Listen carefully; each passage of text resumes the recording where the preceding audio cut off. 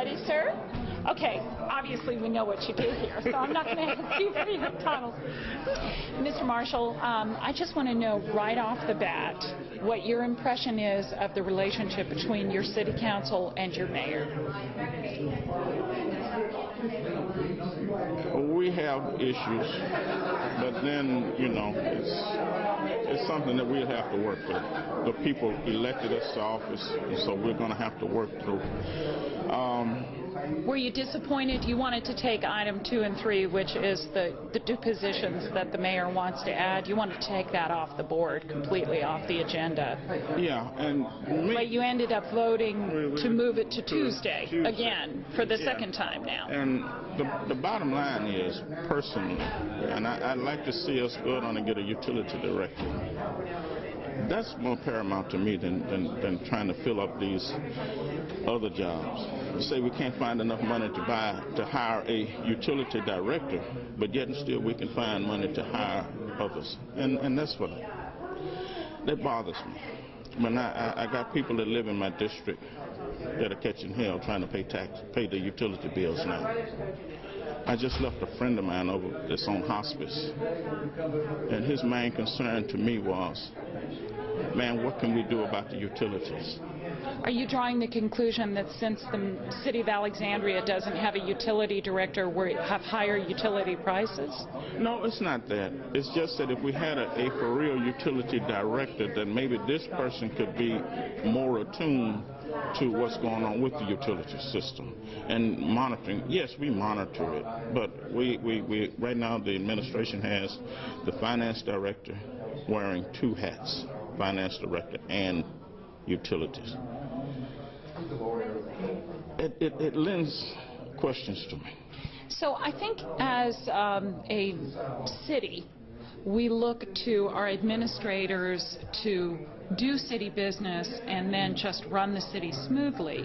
It looks as if the mayor is having difficulty running his business because of his board as it is. Would you say that's fair to say? No, I think we just need to communicate a little bit better. I'm not one for writing letters. I've been married to my wife for over 30 years. If I sit down and wrote a letter to the mayor, he gets the $100,000 a year. I don't make that kind of money. I got to make a living. I don't have time to sit down and write letters to him every day. I don't write my wife letters every day, and I love her. So I'm not going to sit. He can call me on the phone. I work a block or 2 down the street. Why don't we sit down and talk about it and come to a compromise? We used to do it with the Randolph administration. If we had a problem, we sit down and we talked about it. We didn't go into no letter writing campaigns.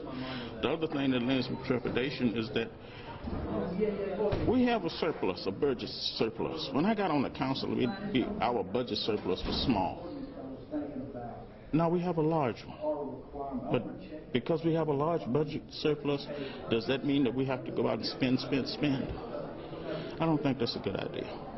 So have you had a chance to look at all of the different documents that the mayor says he's given you? He outlined from 2007 on through? Michelle, this man sit down and write books. And I'm not going to sit down and try to read everything that he sends down. You know, just when a lot of times a phone call would suffice.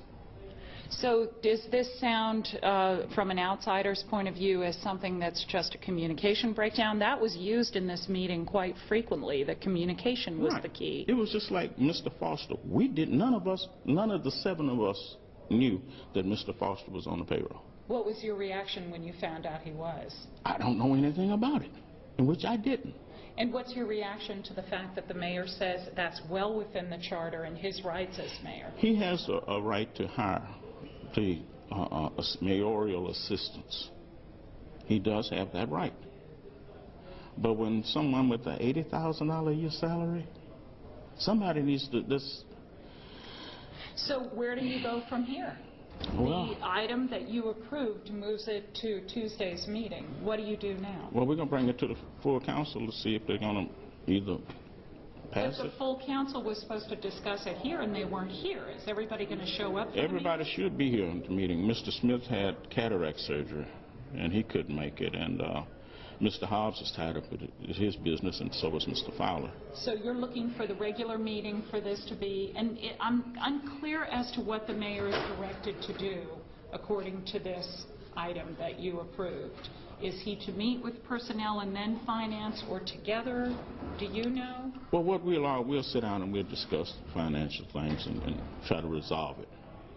And we will do that. We'll work together. You know, the people have mandated that we work together.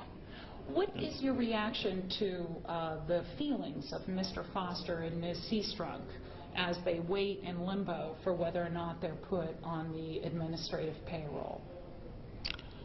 I really don't know. I haven't talked to either one of them. Do you wish, as a city council, you had an opportunity to have a bigger part of the people that are hired for the city? Well, yes, when you start talking about salaries of that size. You know, we're talking about... The average Joe Blow citizen says, I have problems with my utility bill. You can find money to pay $160,000 annual salary to someone or two people, but you can't find money to maybe assist in the utility assistance fund. I thought the utility assistance fund was funded. It was funded, but it was only funded for like 250,000. But if we could we add that 160 to that 200 to help people. What do you want the people of Alexandria to take away from the coverage that they'll get regarding this issue? What do you want them to know? I want them to know that we're trying to not to spend their money willy-nilly. We didn't get this budget surplus by spend. But yet and still, we were still able to help the people. And that's it, you know. And I don't know what else to say. We'll see.